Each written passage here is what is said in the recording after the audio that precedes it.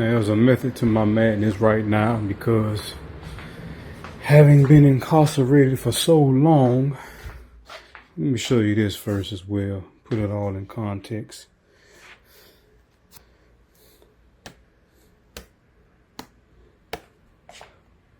Full manuscript, my first novel.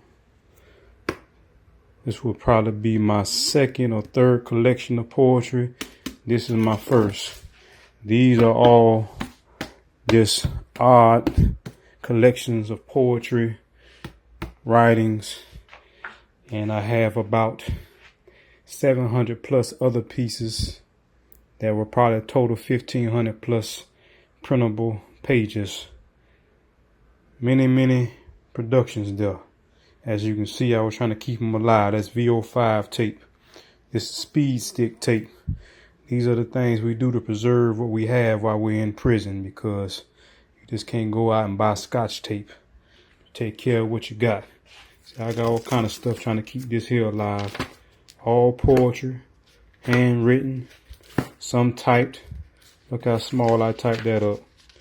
Very small. That one is called Why You Talk So Much. Question for the people that run their mouth. Let me see. One of my favorite called On the Same Page by Samuel Moore. Spoken word meant to be heard. Many other poems, some of them typed.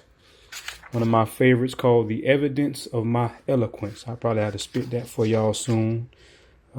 This is one of the ones I did. It's a beautiful little piece of work.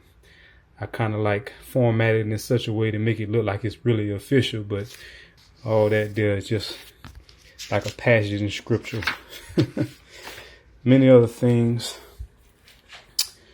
It's my baby. I wrote that when I was on CM.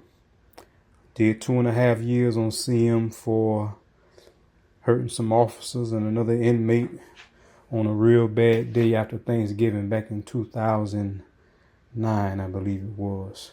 One of my darker days when I still hadn't figured out how to resolve my issues without putting my hands on people. So we all have our struggles. We all have our weaknesses. We all have our points at which we have to contend with our own personal deviances. Violence has always been my downfall. But all that you see right here and all that I've just shown you out there in the kitchen, on the table and the counter, those are the physical evidences that I was trying, that I was putting forth an effort to apply myself positively while I was incarcerated. And not only applying myself positively, but doing it in a negative situation, because that's the challenge of people when they're in prison. Doing the right thing while enmeshed in a wrong thing. Being positively productive while also contending with negative things intent on holding you down. But I applied myself. I went to the classes. I earned my certificates. I learned. I applied myself, so much so that in many of the classes, once I had exhibited the gifts that God had given me and my willingness to be fully participant in the process of learning and picking up these principles as these people were putting them down, I myself became a facilitator in these programs, not all of them, some of them. And then it got to the point in some of them, I became also a trainer for those who also, like me, wanted to facilitate the same information. It has been my experience that you don't become a master of any knowledge or a master of any skill until you can adequately convey that information so that somebody else can benefit from it. Can you teach it? Can you take this information and teach it in such a way as to give this person, this man, this woman, this child, a shortcut to the knowledge that took you perhaps a very long time to acquire? That's why you got that Kung Fu master, Master Ip. Master Ip was a master because he'll whoop your ass, but at the same time, he'll teach you how to whoop ass at the same time. So applied myself to learn. The writings are evidences that I was taking what I've learned and my own personal thoughts and philosophies and perspectives on life and just the gift itself, because God has given me a flow of words. If you have not heard, perhaps you will read it later and understand that this is the gift that he gave me. So I exercised that gift while I was in prison. I made it available to men to encourage them, to enlighten them, in some cases to entertain them, and any way to put something in their life to help them pursue their own betterment and to make their incarceration a little bit easier. I have found that a poem here and there, an insight here and there has helped many a men make it through their own dark seasons, much as something that I've heard or read over the years has helped me make it through some of my dark seasons. So what am I saying here? What am I trying to get at? No matter where you are, whether you're incarcerated or whether you're free, you have to do something productive with your time, even if it doesn't look as if it's going to pay off or pay out. I got all those certificates while in prison with no hope or expectation that I will be getting out anytime soon. True enough, I had a deep hope and a deep expectation predicated on the power of God and the love of God that it could not be possible that prison was the final thing for me. I believed that God would eventually make a way where there was no way. But for the time being, when everything spoke against my freedom, I still lived in such a way as to invite freedom into my life.